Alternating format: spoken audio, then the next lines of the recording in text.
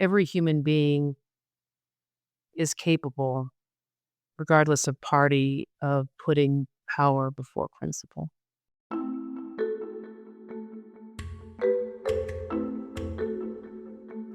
Hello, thank you for joining us. Welcome to a new episode of Power and Flower. I am Seth Maskett.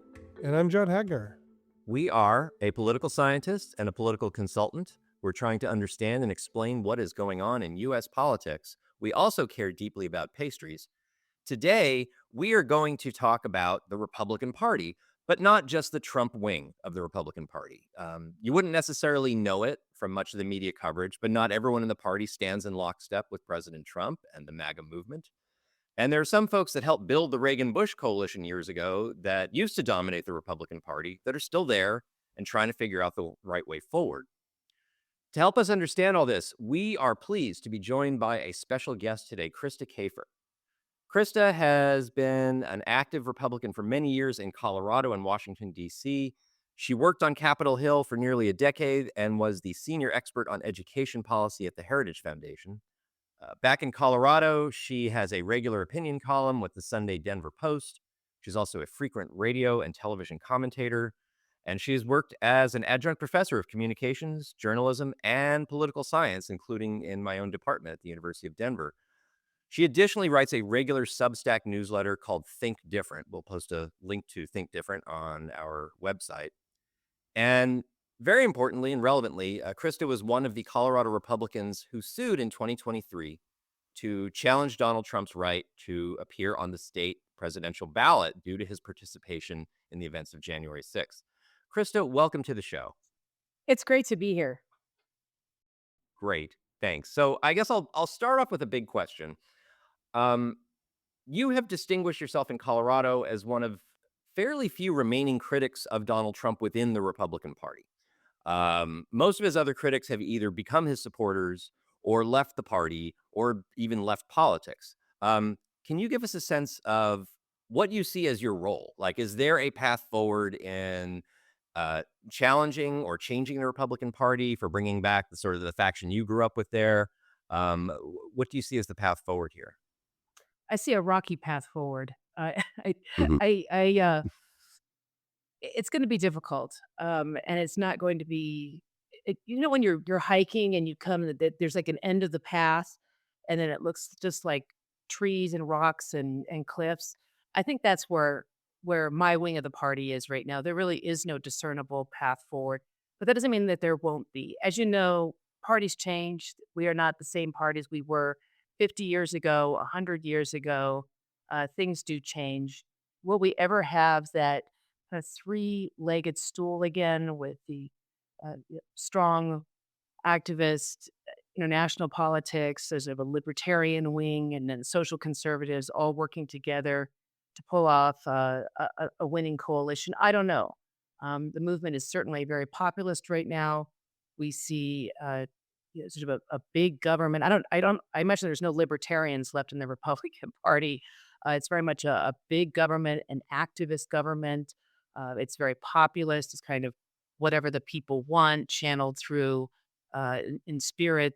This strong. I'm going to go with demagogue. Maybe that's a little strong. And when I say demagogue, I'm not likening him to Mussolini or Hitler. I'm thinking about the American demagogue, the McCarthy, the Huey Long, Mhm. that kind of person who channels the angst and the fears and hopes of the population in a way that I'm not comfortable with, but apparently a way that's popular with at least 51% of the country. Well, 49.9 or something like that. Something like that. Yeah. Krista, what do you think it was about that three-legged stool that you mentioned that made it so, and how the coalition of the Republican Party was lined up, that made it so easy for Trump to take over? This is a little bit of a sideline on our previous conversation, but um, what, from my perspective as a Democrat, I think Trump doesn't seem like the kind of person who the Republican Party that I grew up with would turn to. What do you think the appeal was to folks who voted for Reagan, who voted for all the Bushes, to choose to hand the party over to Trump? I wonder if social media isn't a part of it, the loudest voices taking over the room. I don't know if it was frustration. Uh, I know there was a frustration among some that say the George W. Bush presidency didn't go far enough. Um, I don't know if it's just, issues with modern life and how kind of alienating and difficult it is. I The Trump phenomenon is so foreign to me that uh, I can't understand why anyone would have a poster of anyone in their house. I mean, I remember back when I was a teenager having a poster of Rob Lowe. That's the kind of the closest I've come to cult of personality is, remember St. Elmo's Fire? Seth and I, we're the same age. I had that Yes. poster in my bedroom. That's the closest that I've ever come to idolizing anyone.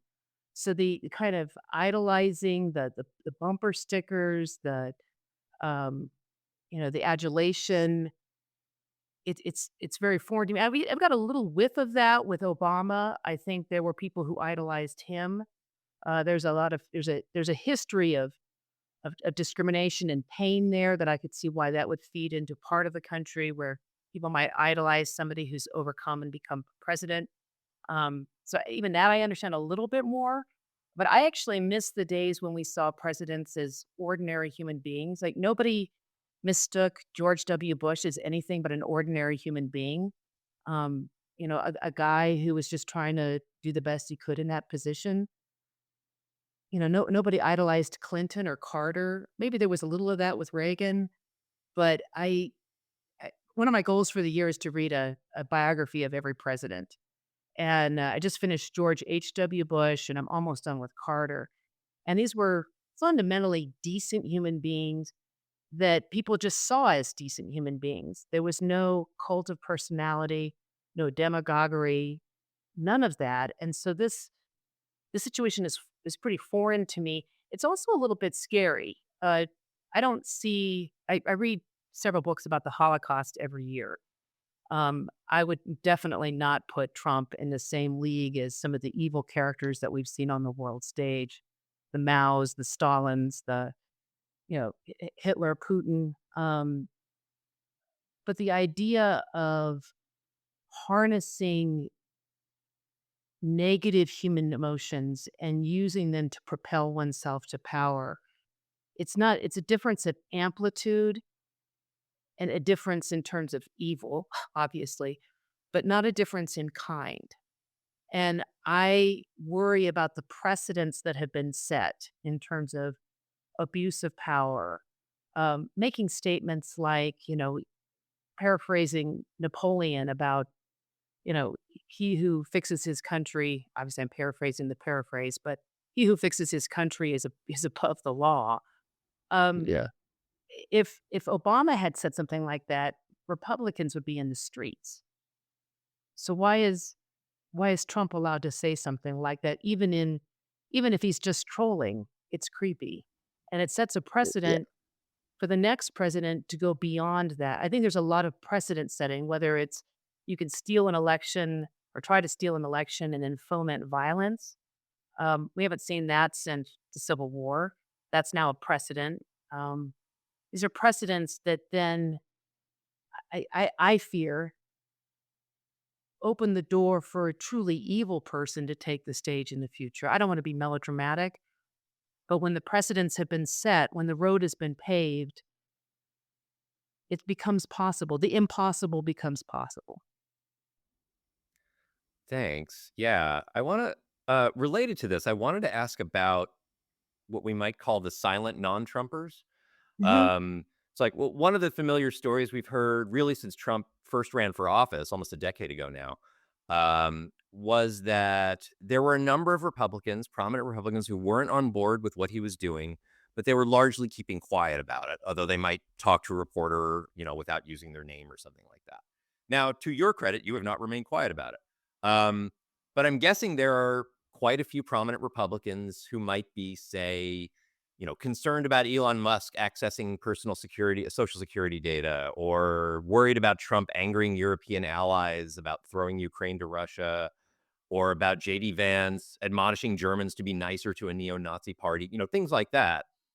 Um, do you have an impression about what, if anything, could cause such Republicans to actually come out and distance themselves from Trump, or to form some sort of like a pro-democracy alliance with some Democrats? Is there anything that sort of shifts that, or is that just the pattern we're just going to see for the time going forward? I don't know what's gonna shake them out. I think they look at people like Liz Cheney and see the price that she paid, and none of them are Right. willing to pay that price. Um, and I guess the thing that you could see in the back of this room, that square, that's my security system. I did not have that before the the lawsuit. I didn't Uh, used to get threats. I do. Not often, but, whether it's the threats or the loss of business contracts or the loss of friendships, these are small things compared to what Liz Cheney lost. But I think every Republican is mindful that the minute they speak out against Trump, that means a primary. And sad to say, most of them do not have the courage to face that down. And I think about or you think about Larry Hogan, my favorite Republican, ran for governor in Maryland. Could he have made it if? And I'm sure there were Trumpers that did not vote for him because he was not smitten with their president. So even mild criticism, there's a price to pay for that. Either people don't vote for you in a close election like that, or they primary you, or they send threats. I lost thousands of dollars of business contracts of people hmm. who won't have anything to do with me. Um, it's it's a price I'm willing to pay, uh, but there are a lot of people who aren't willing.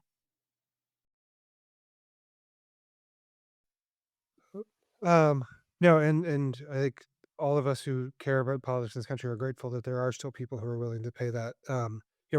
One of my themes I come back to is, longing for a day of Republicans that I just disagreed with and wasn't afraid of, which would be nice to have. But sort of speaking of that, you know, the Trump is already a lame duck president. He's in theory not going to try to run for a third term in office, although God knows. Um, I know you talked about the long term future you think is hazy for the Republican Party. Do you have a sense of what's the sort of short term in the next 2 or 3 years? Like, do you think that the party that Trump has built, he's going to try to transfer to JD Vance? Do you think there's going to be a battle for the soul of the Republican Party soon, or are we in this sort of Trump era for a while, in your opinion? Here's my fear for the party.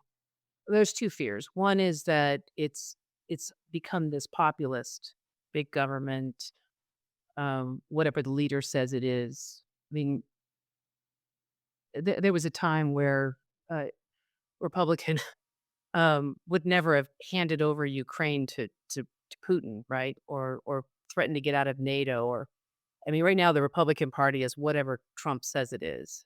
Every plank that's in that party platform is, if it's not convenient, it's out. So I don't know. I'm not even sure what Republicans stand for anymore.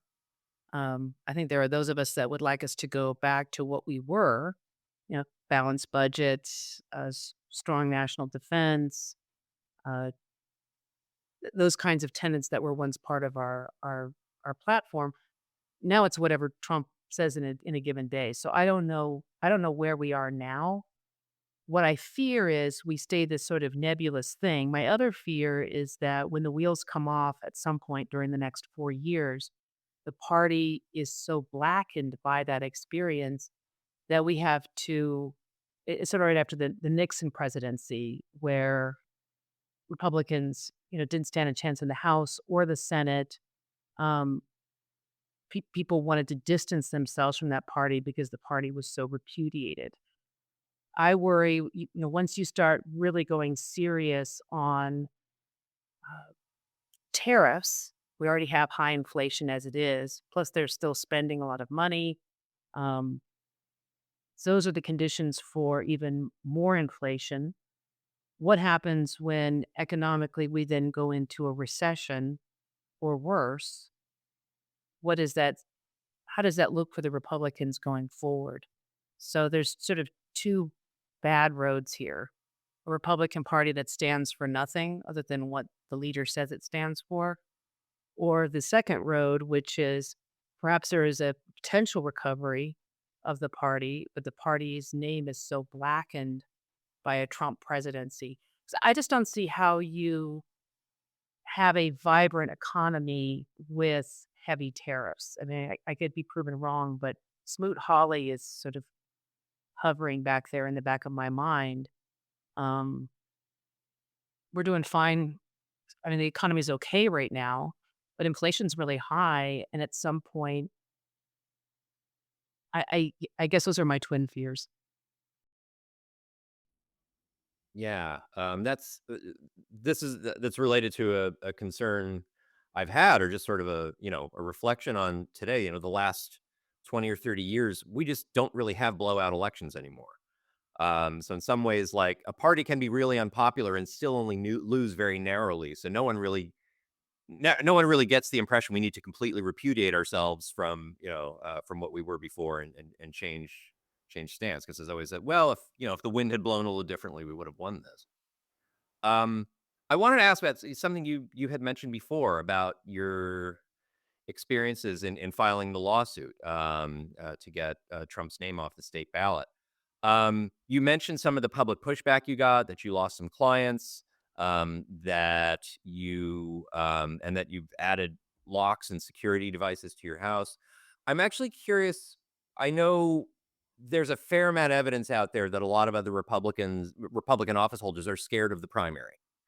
They don't challenge Trump, and we've demonstrated this in research, that if Trump endorses in a Republican primary, that endorsement is worth a lot. That can be worth like 15 or 20 points in a primary election, and that if he chooses to get someone out of office, he can do that, which is an unusually powerful position for even a president to be in. But there's also, as you point out, there is the either implicit or explicit threat of violence, that his supporters can start threatening you. This is something that Mitt Romney was mentioning in that most recent book, that he's paying something like $5,000 a day for personal security for him and his family, which not everyone can do.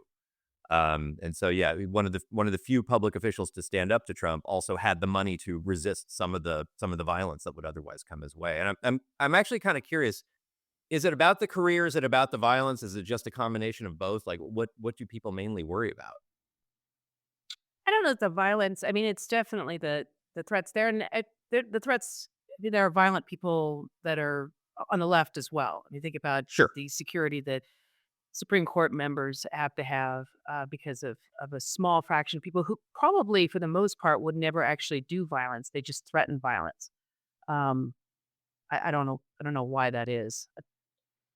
Uh, I think more it's a question of power, though, for a lot of people. People don't want to be unpopular. People don't want to, the thought of losing a race, the thought of not being in office anymore. Uh, I think, people, and nobody wants to look in the mirror and be like, well, I'm just a big coward. I think they look in the mirror and say, oh, I have such wonderful plans for my district or for the nation, and it's totally worth whatever self abasement I must experience. I'm doing this for them.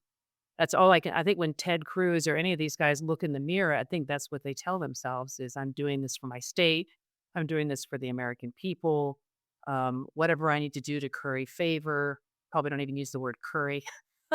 If I said, "Be nice to Trump because I'm doing this for other people," when what they really ought to be looking at is, "I've just abased myself, um, for a leader that demands that," and that's grotesque, at least at a personal level. And then the idea of throwing out all of your principles. I mean, I was on Capitol Hill during the Clinton impeachment, and I remember how self-righteous all of us were about Mhm. how, well, the Democrats, they would pick this guy, but we never would. Look at our wonderful World War II hero candidate, Bob Dole. We are we don't believe that the ends justify the means. We are the party of conscience. And up until Trump, I think part of me believed that. And now I believe that every human being is capable. regardless of party, of putting power before principle. Hmm. This is interesting. Yeah, for the book I'm working on, I had interviewed a county party chair in another state, a Republican chair, um, who was and just in talking with him, he was very clearly not on board with a lot about Trump. He sort of recognized he was at the losing end of that, but he was willing to make nice as much as he could because he wanted to stay as party chair. And I was asking him, why is it worth it? He's like, because whatever would replace me would be far worse. Huh? And he just sort of felt some obligation to provide some sort of level of competent leadership there because he thought that he would be replaced by something totally incompetent. So there was definitely some rationale to that. And then I think that's okay. I mean, I'm an Yeah. outsider. I'm just a columnist. So I can understand where, I mean, here in Colorado, we have arguably one of the worst heads of the Colorado GOP. Dave Williams is a person utterly bereft of any ethical scruples. Just a truly horrible person. And I could see where somebody who is kind of okay, who just needs to hold on to the support of the Trump faction, telling themselves, well, if it weren't for me, Dave Williams would be in power. I can Hmm. understand that. I mean, I'm allowed a certain amount of moral purity because I'm an outsider. I'm not in the thick of things, and I recognize that. So I'm glad you mentioned Dave Williams. As Colorado Party chair, Dave Williams, he's been pretty embattled over the last few years. He had, for a number of reasons, he's uh, issued a number just by himself, issued a number of quote unquote state party endorsements of candidates in primaries. It's pretty unorthodox. He's used party money to promote his own congressional campaigns, among other things. And I'm actually curious, like, I'm actually really interested in the interplay between what's going on nationally and what's going on in the states and locally. Do you see is Donald Trump a result of what's been going on in state Republican parties, or is it the other way around? Like, did Trump's rise, did that empower people like Dave Williams to take over the state parties? And You know, I probably where do you see the Williams party ending up? Where's that going to end? he eventually will be dislodged. Hmm. It's like trying to get a badger out of a hole, but he will be out. Nice. That's a Minnesota reference for John. The uh, yeah, I think his days are numbered, but he's rather tenacious. I think he's aware of the fact that he can't get a job outside of the one he's been holding. So it's between this and Starbucks, and he's got a family to support. So I'm not even sure they'd take him. The you got to operate the No, till, and not you got to now be with the Happy honest. Holidays cups at the Christmas time. That won't do. So yeah. Yeah, exactly. Um, I I definitely think when you have a very unethical person at the top, it empowers deeply unethical people as you go down. I do think one of the things that I think where Trump has enabled someone like Dave Williams is that a lot of people left the party when Trump became the nominee. I left the party actually in was it 2016 when he became the head of when he became the nominee. A lot of us left. Hmm. Some of us came back. I don't know if we're crazy or what, but uh, um, well, I think for me, I think I'm a stronger critic from within than if I were an independent. So that's why I tenaciously hold on to my party affiliation. I've also been told to leave, and so having been censured twice now, once by the state party and once by the county party, there's no way I'm going. Tell me to go, I'm not going to go.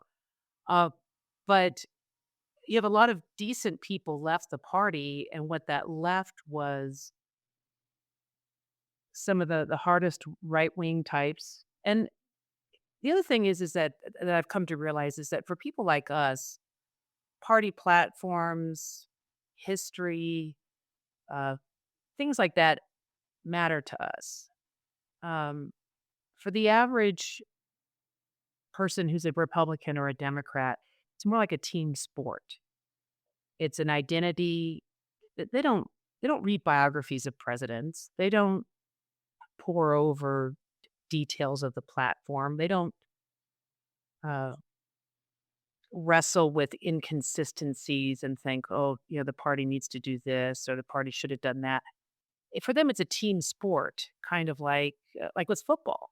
And so winning is everything. And all of these other things are silly things they don't take into consideration. Mm.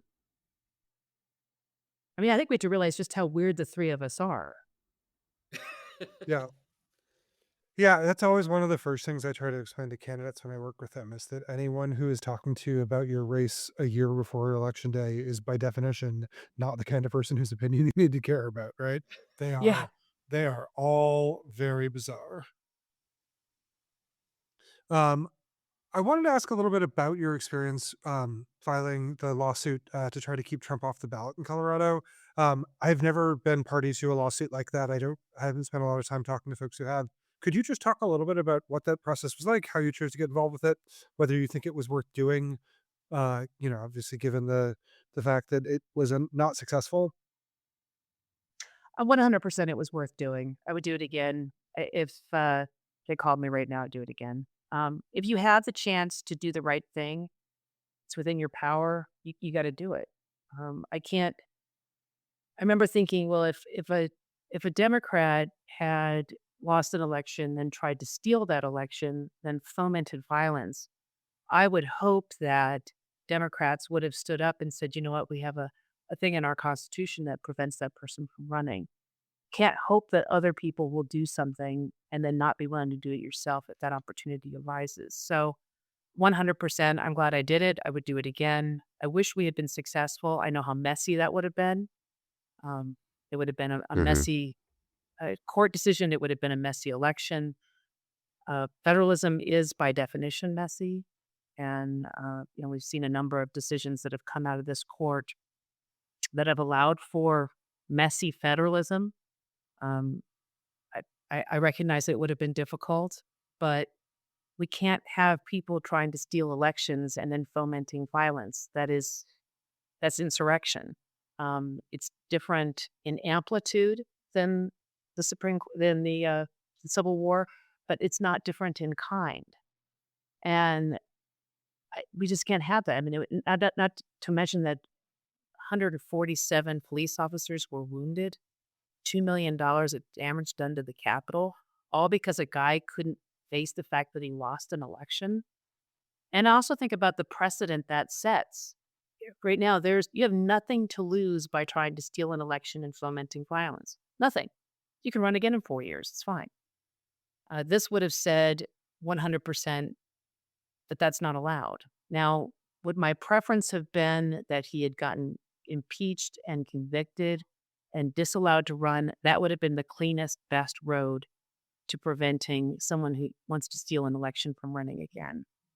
But because the Senate lacked the courage, it fell upon other people to try to fix that injustice. And I have no regrets. One of my favorite moments was we were walking along. We were going to go stand in. We left the Supreme Court, and we were walking to stand in front of this bank of cameras. And as we were walking, it was the folks from Crew. They're mostly Democrats. There was us. There was four of us Republicans.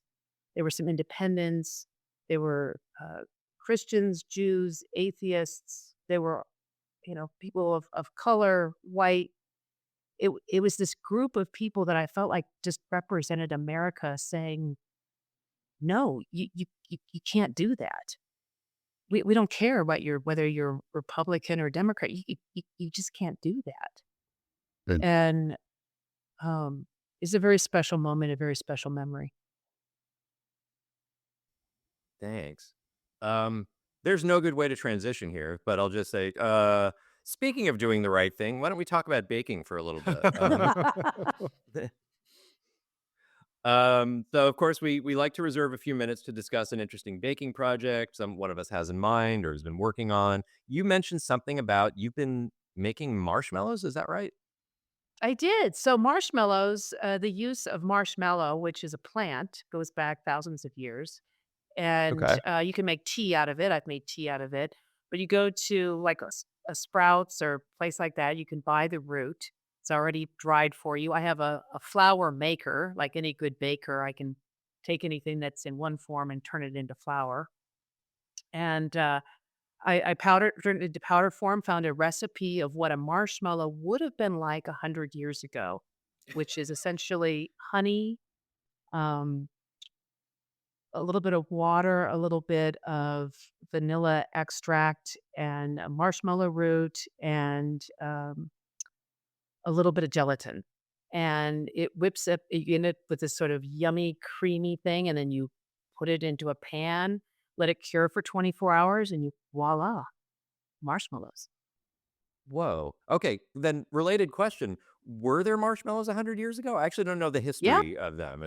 And were they made this way, or was it like always kind of a factory Well, artificial I'm product? pretty sure they didn't use a KitchenAid, but, Okay. yeah, marshmallows do go back, a ways.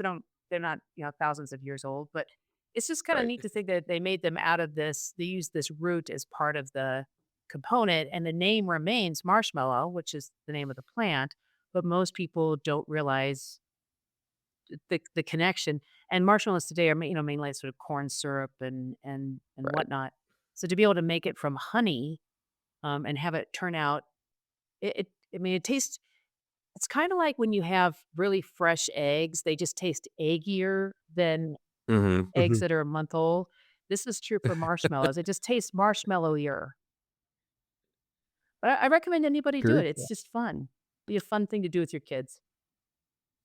Also, now I'm extra intimidated. I think, Krista, both you and John have a device that you can actually grind flour in your own homes. Oh, you I've gotta never make your done own this. flour. Okay, I get yeah. Yeah, fresh flour makes a huge difference. Yeah, you gotta get a grinder. It was a gift to myself. You Mhm. know how people give themselves flowers for Valentine's Day? I gave myself a flower maker, got it off of I should Amazon. do that. But, Yeah. I use it to grind up, like, because I make acorn flour. I've made flour out of some other things, and, it's essential. Yeah. I buy bags of wheat berries and rye berries from local farmers that I can make flour with because like one of the things I got really into is the idea of things tasting like a specific place. And Oh, it's really nice. cool to be able to say like this flour is from this place. I'm going this week. My partner and his friends are doing a long distance ski race, and my job is to cook because I'm not obviously cross country skiing because I'm not insane. So I ground like 10 pounds of flour to make various things for the week. So very excited I think about it. that's Good on beautiful. you. Yeah. That's beautiful. Yeah, it's just there's a whole world of food out there that people don't realize, and when you become a forager, you will be making food out of all kinds of stuff. It's crazy. Yeah, I have to try making acorn flour in my meal. I think you've inspired me on that for sure. You're gonna love it. It's mildly nutty, and it's a way of adding more protein to your bread. Oh, Excellent. fantastic. Thank you for the inspiration there. Thanks for the ideas. Um, Krista, this has been a great conversation. Thank you so much for joining us today. It has been my pleasure. I hope you have a fantastic day. Thanks. And you too. And thank you all for listening. We hope to have another episode up in a week. But meanwhile, everyone stay safe and look after each other. Take care. Thank you for listening to this episode of Power and Flour. This episode was produced by Sadie Maskey. We encourage you to follow and rate this podcast wherever you listen to it. Watch for new episodes at the end of each week.